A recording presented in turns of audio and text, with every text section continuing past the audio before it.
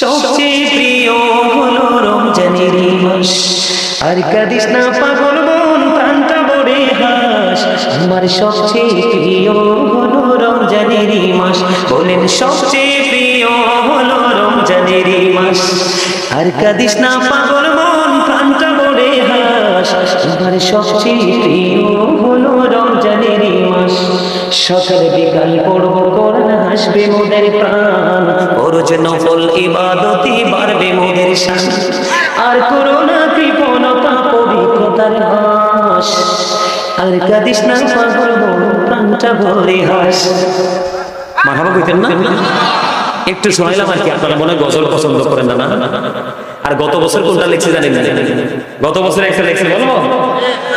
রমজানের চাঁদ উঠেছে ওই আকাশে দেখো, সকল কিছু ভুলে গিয়ে রোজা তুলি রেখো।